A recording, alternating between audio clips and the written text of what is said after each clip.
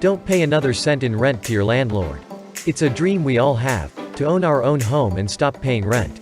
But if you're like most renters, you feel trapped within the walls of a house or apartment that doesn't feel like yours.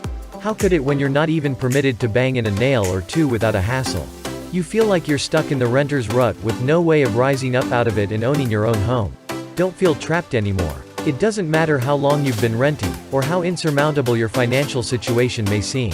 The truth is, there are some little-known facts that can help you get over the hump, and transfer your status from renter to homeowner.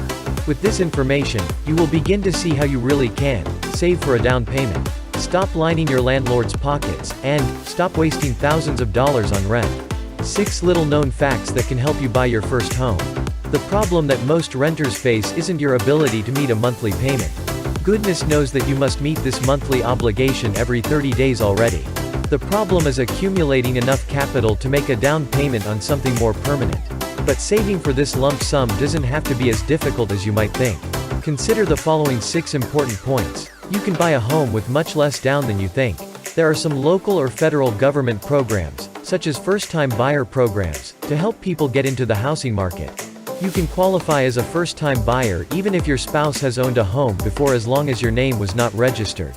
Ensure your real estate agent is informed and knowledgeable in this important area and can offer programs to help you with your options. You may be able to get your lender to help you with your down payment and closing costs. Even if you do not have enough cash for a down payment, if you are debt-free, and own an asset free and clear, such as a car for example, your lending institution may be able to lend you the down payment for your home by securing it against this asset.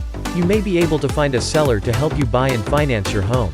Some sellers may be willing to hold a second mortgage for you as a seller take-back. In this case, the seller becomes your lending institution. Instead of paying this seller a lump sum full amount for his or her home, you would pay monthly mortgage installments. You may be able to create a cash down payment without actually going into debt.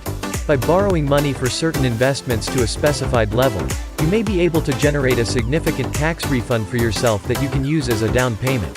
While the money borrowed for these investments is technically a loan, the monthly amount paid can be small, and the money invested in both home and investment will be yours in the end. You can buy a home even if you have problems with your credit rating. If you can come up with more than the minimum down payment, or can secure the loan with other equity, many lending institutions will consider you for a mortgage. Alternatively, a seller take-back mortgage could also help you in this situation.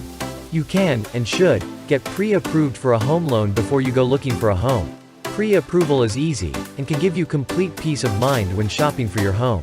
Mortgage experts can obtain written pre-approval for you at no cost and no obligation, and it can all be done quite easily over the phone. More than just a verbal approval from your lending institution, a written pre-approval is as good as money in the bank. It entails a completed credit application, and a certificate which guarantees you a mortgage to the specified level when you find the home you're looking for. Consider dealing only with a professional who specializes in mortgages. Enlisting their services can make the difference between obtaining a mortgage and being stuck in the renter's rut forever. Typically there is no cost or obligation to inquire. Let us help you. Visit www.𝓓𝓸𝓷'𝓽.com.